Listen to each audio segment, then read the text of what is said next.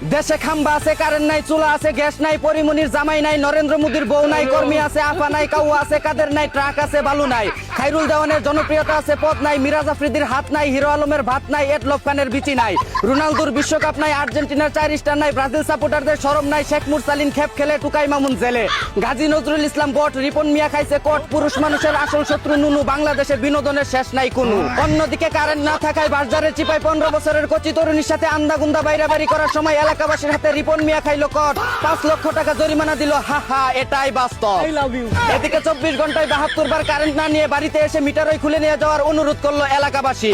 অন্যদিকে যারা কারেন্ট না দিয়ে বিদ্যুৎ বিল বেশি নিচ্ছে, আল্লাহ তুমি তাদের যৌবনের কারেন্ট নাই কইরা দিও।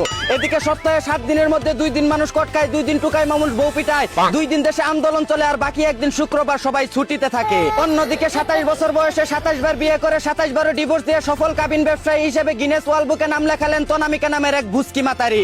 এদিকে নেত্রকোনায় স্বামী সন্তান রেখে 3 বছর ধরে পরকীয় লাঙ্গের সাথে লটর বটর করে সব বিলিয়ে দেওয়া এখন ভাতারের বাচ্চা আঙ্গে উঠে গেছে এক 12 লাংনির। এখন সে কান দেয়ার গান গায়, আমি একই করিলাম, সুখের আশায় লাং ধরিয়া ভাতার হারাইলাম। অন্যদিকে দুবাই থেকে চুরি করে আন্ডারওয়্যারের ভিতরে 1.5 কেজি সোনা নিয়ে আসার সময় চট্টগ্রাম বিমানবন্দরে আটক হলো তুষার নামের এক সুদানির ফোয়া। এদিকে কুষ্টিয়ার রোনালদোর বিয়েতে উপহার হিসেবে প্লাস্টিকের বিশ্বকাপ ট্রফি দিতে চায় কামরুল ইসলাম মেসি, কিন্তু দুঃখের বিষয় হলো তাকে দাওয়াতই দেয়নি রোনালদো।